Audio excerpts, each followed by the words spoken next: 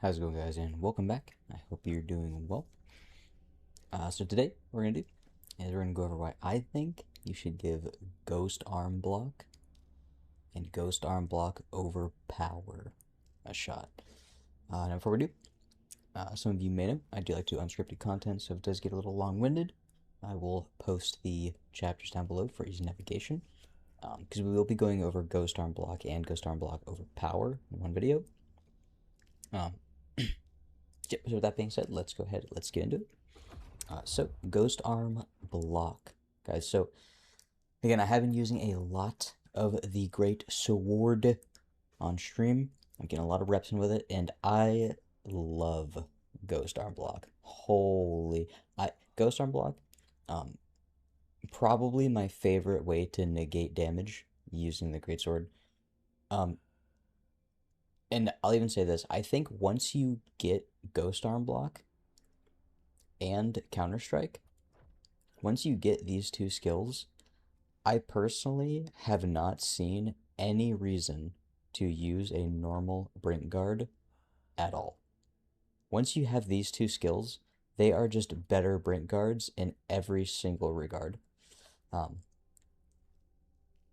But yeah, we'll go over the kind of the mechanics of Ghost Arm Block and how to get better with it. Some things you may not know about it later on in the video, but for now, let's go ahead and just do the overview. So Ghost Arm Block, there's a lot to this skill and a lot of benefits. So all you do is you press your guard button or your Brink Guard button while charging a potent blow. So what this does is it just acts as a Brink Guard. It just acts as a Brink Guard, but you perform a Brink Guard with Ghost Arm Block, and doing this prevents attribute damage. Guys, so for all the Greatsword users, this is massive for you guys. Like, you know, especially in normal new game, when you guys go up against Volby, right? You don't have to Brink Guard, then dodge, then Brink Guard, then dodge his nail. You just Ghost Arm Block. No attribute damage, no attribute build up, unless you already have some attribute built up already. That's kind of I think it's a bug, but I'll go over that a little later. Actually, I can just mention that. Basically, so if you get hit, let's say in that example with Volby, you get hit with his nail. So you take damage and you have some flame attribute build up.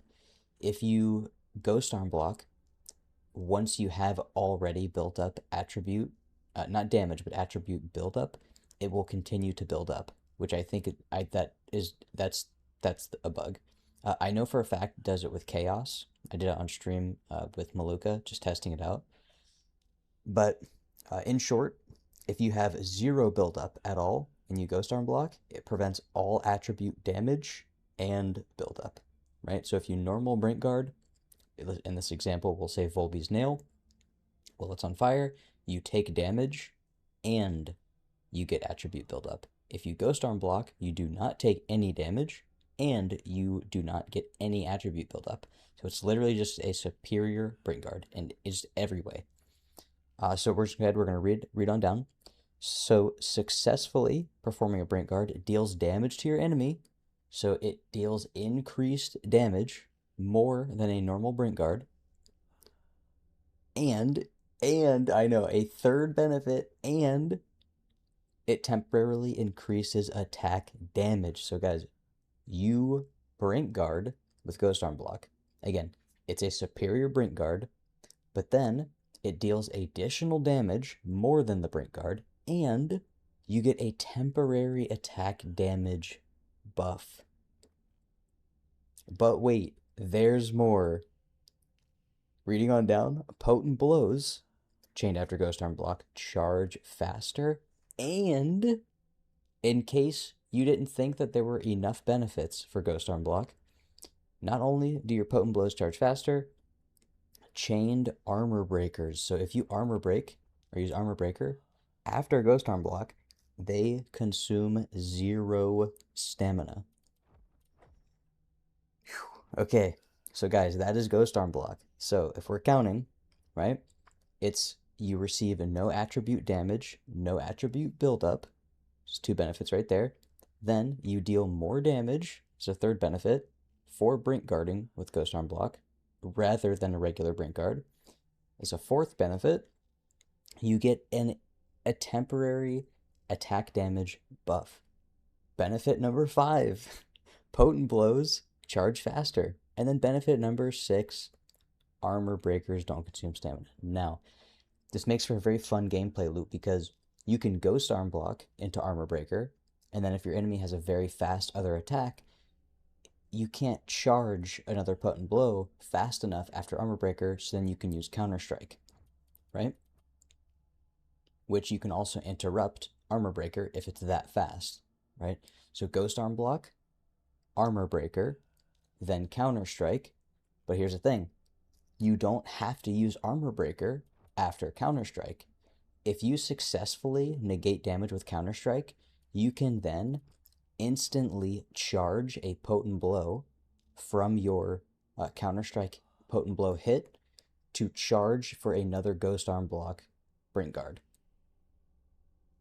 I know, saying it sounds like a lot, but there is an interesting skill ceiling to using ghost arm block as your primary way to negate damage, because you can use it a lot more than you might think. But the main thing is that you have to be able to set yourself up for it. So once you charge your potent blow and you negate damage using ghost arm block, you can immediately go to charging again, right? Keep in mind though, your potent blow is going to charge faster. So you can start charging again to ghost arm block the next attack, and while you're charging, you're constantly just emitting Phantom Knight's Veil waves, right? So you're still doing damage even though you're not hitting your opponent, right? So you can constantly do this charge, brink guard, charge, ghost arm block, charge, ghost arm block, charge, ghost arm block, and you're just pumping out damage while you're doing this, right? It's almost like passive damage. Or you can go for a more interactive combat loop where you can charge your potent blow, ghost arm block, into armor breaker. Then if you realize, oh, I can't recharge my potent blow, because if the enemy's attacks are slow enough, you can charge your potent blow, ghost arm block, armor breaker, then go back to charging your potent blow and either, hit your enemy with your potent blow, or you can ghost arm block again. But if it's too fast and you need to interrupt your armor breaker, you can immediately hit a counter strike, right? But from that counter strike, you don't have to use armor breaker again. You can counter strike and then go immediately into charging your potent blow again to set yourself up for your next ghost arm block. Now I have quite a bit of fight footage here for you, because I do want to showcase this skill quite a bit, and it is varied, right? So I have a good amount of fights for you. I did Charon's chains as well, right? Because that's a triple fight, so I liked having that in there. So that as a whole is ghost arm block. There's so many benefits to ghost arm block, guys, and it sounds cool. It really does sound cool when you use it multiple times. And it's very quick to activate. I'm going to show you real quick. So let me put my overlay up for you. So I want to show you guys how ghost arm block really works. So as it states, while charging your potent blow, you hit your brink guard button, or your block button, right? But here's the thing, you don't have to actually hold it, right? And in between rapid succession hits, right? So if an enemy is rapidly attacking you, you can ghost arm block by letting go of the potent blow button. And this, you can take this to the extent where you can, for example, Maluka's large combo or Guido's large combo, even Princess Elena's, it's like 8 hits or something, or 10 hits, or multi-stab combos, you can ghost arm block every single hit of those, believe it or not. So what you can do, right, and this is how I like to do it when you're doing rapid hits. So this first portion, if I just tap potent blow, right, I just tap it, you see how I enter there's a certain beginning animation, right? So you see how he brings his sword back, it kind of sticks for a second, and then he does a normal uncharged potent blow. So you see there's that slight pause back there. What that is that is the beginning, whether you're just doing a potent blow or you're doing a charge, either way, that is the beginning of the animation, which means if you guard while in that animation, you can still activate Ghost Arm block. So I don't need to be fully charging to activate my Ghost Arm block. All you have to do is activate your guard or your Ghost Arm block in a potent blow animation.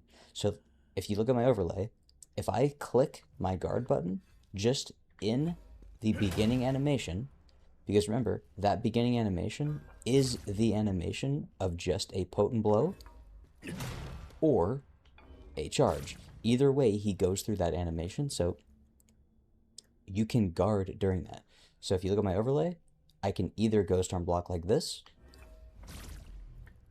or I can Ghost Arm block like this. So you can see it's very, very quick. Now, if I do the maximum input, as you can see, like sometimes, there is a skill gap there. Sometimes you can mess up. So you can even practice this yourself, right? You can do a couple in a row. And you can try to speed it up. Now you can see yourself doing this in combat, right? So practice a few times. Try to get a nice steady pace going. And then see how fast you can actually chain together some Ghost Arm blocks. You can get there pretty quick, right? You can do some pretty quick ones rapidly. And this is even, and it also, if you successfully Ghost Arm block, right, it decreases the input window. What I mean by that is, so like, if I have a certain maximum input speed that I can Ghost Arm block here, if I successfully Brink Guard, it allows me to charge my potent blow instantly, right? So I don't have to wait for any recovery animation of a missed Ghost Arm block, you could say. Because if I successfully Brink Guard with Ghost Arm block, I can immediately go back and charge my potent blow, which would then allow me to Ghost Arm block again faster. If that makes sense, right? So that's something that I think is really important because I understand it can be kind of clunky at first, but once you understand that you can actually just Ghost Arm block in the beginning of the animation, right? It's really helpful. So you don't have to be completely charging to Ghost Arm block. You can just start the animation right when you start it, or throughout the animation, right? Or at any point during your charge. So that's what my advice would be, to get you a little bit more familiar with it, right? Practice it, because in combat, right, you can do multiple Ghost Arm blocks back to back in quick succession. So other than that, okay, let's move on to Ghost Arm block Overpower. So Ghost Arm block Overpower, immediately charge attacks chained after successfully guarding Ghost Arm block. So this is, you can chain your. So here's how I'll describe it. The buff that you get from Ghost Arm block Overpower is the same buff that you get, that I went over in my last video, from Furious Swipe Agility, which means it lasts about, this is just my guess, just from playing, it lasts about 1 second, right? Which means if you Ghost Arm block, right, you get that buff. So once you Ghost Arm block, for example, if you waited 0.7 seconds in this example, and then you did a charged Savage Momentum, it will instantly charge. So basically, if you Ghost Arm block and you wait a little bit to where the game won't register the R1 activation as an armor breaker, it will activate it as a normal swift attack, you can actually hit Ghost Arm block, and then instead of an armor breaker, you can hit an instantly charged Savage Momentum. So you actually do have a couple options there for you. Because again, that buff lasts a little bit longer. And it lasts longer than the input timing of Armor Breaker, right? So also, these attacks, it's usually potent blows, right? So that's why in that example earlier I was saying you can just be constantly emitting damage, right? Because you send out Phantom Knight's Veil pulses as you're charging your potent blow, so you can do this as you're charging your potent blow in between Ghost Arm blocks, right? This damage stacks up really quick. Again, like if you're Ghost Arm blocking Guido's combo or Maluka's large combo, you're just constantly pumping out passive damage along with your Ghost Arm block damage. Like remember, you're dealing damage with the Ghost Arm block itself. It's nuts. Now, if the chained attack is a Fury skill or a Spirit skill, the additional cost is not applied. This is why in my last video I mentioned this as well. Furious Swipe Agility and Ghost Arm Block Overpower currently they're tied for my first favorite. Like they're my favorite Ghost or Greatsword skills, 100%, 100%. Because I personally I think that the Greatsword really excels, and you unlock its true power with charging skills. Everything is charged, right? We know that it excels with charged attacks, but charged spirit skills specifically not applying the full cost is insane, and they activate immediately. So you do Ghost Arm Block Overpower into an instantly charged Titanic Descent, you're doing ridiculous amounts of damage for very little cost. One spirit point, you're getting a fully charged Titanic Descent instantly. No wait time, instantly. It's phenomenal. It's a great skill. Another skill, Mad Dash, right? That you get from the Devourer of Darkness set, which you also get the Ghost Arm Block Overpower from. Instead of 3, right? Because a fully charged costs 2. Instead of 3 total, you do it for 1. You're doing insane amounts of damage just for Brink guarding with Ghost Arm Block and then hitting your skill button. It's so good. It's so good. Now, my favorite way to use this, though, my personally favorite way, is I like to use Ghost Arm Block Overpower into a charged Counter-Strike. Guys, charged Counter-Strikes, they are insanely good. So it only uses 1 spirit as well, right? But because you gain the spirit back of a successful Counter-Strike, you're actually netting spirit, right? So if you do because you're going to gain spirit on Brink Guard anyway, so you're gaining spirit while you use your Ghost Arm Block, and then because you're getting the spirit back from Counter-Strike, and Counter-Strike acts as a Brink Guard, you're gaining spirit back from there as well. Plus, a charged Counter-Strike deals insane stamina damage. Its stamina damage is actually just completely nuts.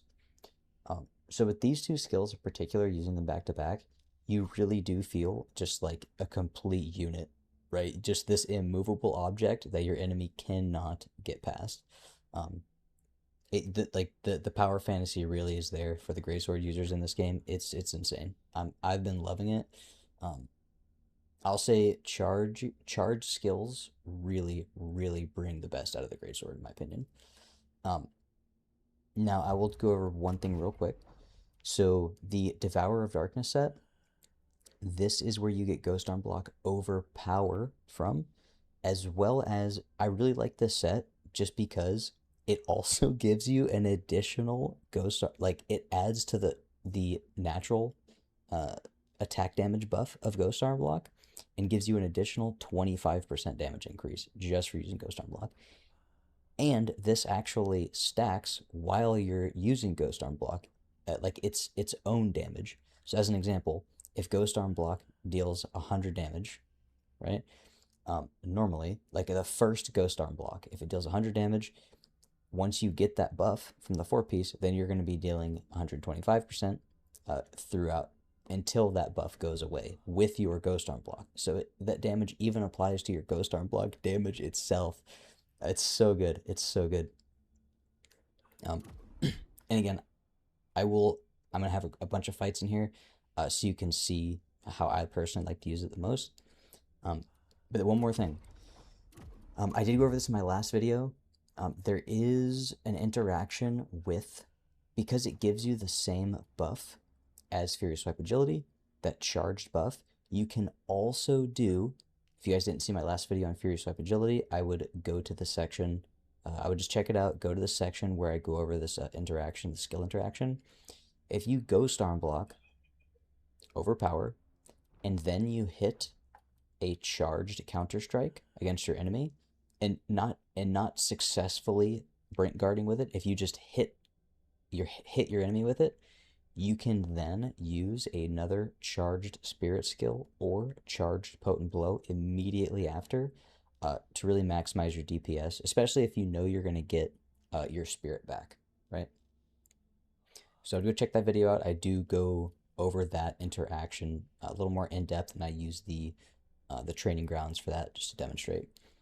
But other than that, guys, that is Ghost Arm block.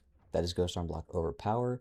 It is insanely good. I'm telling you, there is no reason to use a normal brink guard that I can tell. Once you unlock a Ghost Arm block and Counter Strike together, both of these skills are they just turn you into a passive damage dealing just stalwart, right? You're just a absolute unit. So I personally, I would highly recommend, guys, get yourself familiar with Ghost Arm block. Do not sleep on it. It is a ridiculously good skill. And again, once you learn that interaction, once you learn the kind of skill gap and the learning curve that goes with it, you are going to fall in love with it. It is so, so good. Don't only rely on Counter-Strike to negate damage, or normal brink guards. I'm telling you, give this a shot. And then again, mix with Counter-Strike. You want to use them together. Um, it is so fun. It is so fun. But other than that, guys, yeah, I hope you enjoyed this video. Again, give Ghost Arm block a shot. Give Ghost Arm block Overpower a shot. I think you guys will enjoy a fresh gameplay loop, especially if you've only been relying on Counter-Strike and Counter-Strike chance, right? Just counter-striking your enemy. Yeah, give that a shot. Other than that, I hope you enjoy the fights, and yeah, thanks again for watching, and if you've been watching the streams as well, hope you've been enjoying those too. Yep, I'll see you in the next one.